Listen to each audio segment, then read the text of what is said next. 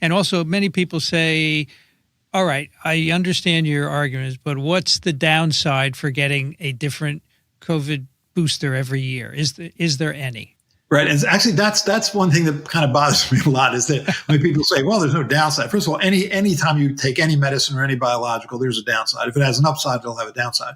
The downside may be rare. It may be very rare, but nonetheless, there's always a downside. And we're going to find out about this vaccine over time. It is a novel strategy. We certainly were surprised by myocarditis and pericarditis, and we'll see whether or not over time, when we're 5 years into this, 10 years into this, 15 years into this, whether there's any evidence of residual myocardial disease. Because the reason you have myocarditis is you're making an immune response to your own heart muscle. I mean, it appears to be generally transient and short-lived, but there's invariably a spectrum of disease, and we'll find out about that over time. And I think it's perfectly reasonable to take those risks if the benefits are clear. But when the benefits aren't clear, then it's not so reasonable to take risk, even a rare risk.